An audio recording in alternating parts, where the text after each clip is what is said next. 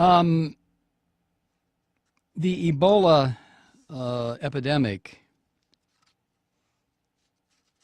is obviously getting a tremendous amount of attention. Some of it certainly warranted. Some of it just your typical media hysteria.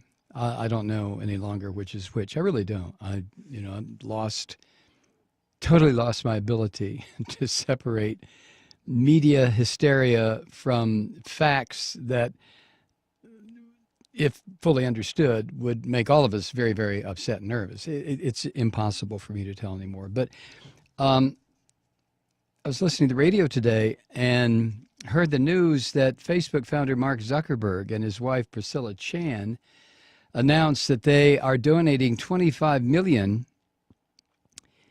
to the CDC Foundation, which is a nonprofit organization set up under the auspices of the Centers for Disease Control.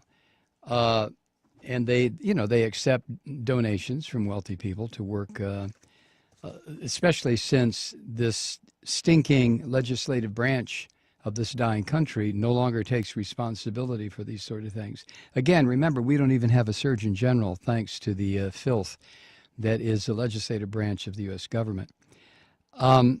But when I heard that, I thought, that's very nice. Zuckerberg revealed the donation in a post on Facebook. Where else? His net worth is somewhere around $40 billion. So the $25 million donation was very generous of him. Zuckerberg, in a status update, compared Ebola to polio and HIV, noting that 8,400 people have been affected. And the potential to spread quickly is displaying that potential daily ever since this began. His update on his Facebook page said the following: "There is no cure for Ebola, but the chairman of the CDC said earlier this month that he is, quote, confident, end quote, that the U.S. will not experience an Ebola outbreak." Another tech billionaire, Gates, richest man on earth, announced last month that his foundation would give $50 million to fight Ebola, which is the largest donation that the Bill and Melinda Gates Foundation has ever made to a humanitarian cause. 50 million is what percentage of 50 billion, which is approximately Bill Gates' net worth. I'm just asking. I mean, it doesn't matter to me. These numbers are so far beyond my comprehension as to render them totally meaningless anyway. I have months when we're lucky to pay the mortgage payment, much less worry about 50 million or 25 million or 50 billion or. But, and that's not the focus. That's not my focus of this particular Zuckerberg or Bill Gates situation either. Here's my focus. There was a time when public health really mattered in this country. We never gave too much of a damn about public health in other countries, only insofar as it might affect us. But having stipulated that, the point I'm trying to make is that there was a time when public health in the United States consisted of a combination of treatment, research, investigation, and that combination was funded by another combination of tax dollars, appropriations, private donations. But then these filthy, murderous Republicans came into office.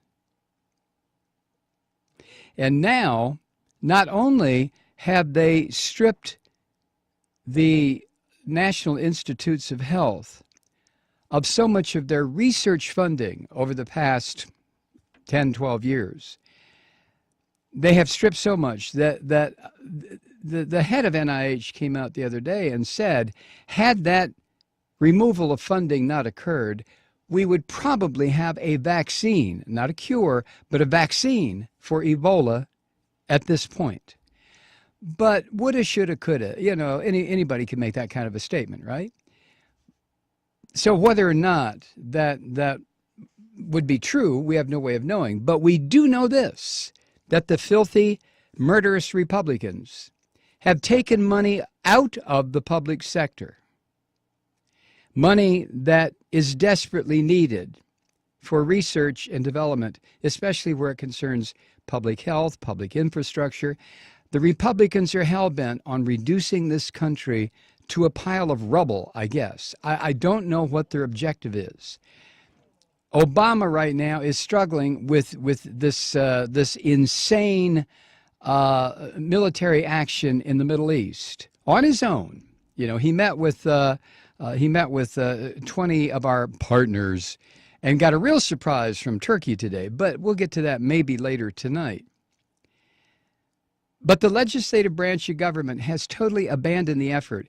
And I've been listening to some of the reports of the political ads that these swine are running back in their home districts.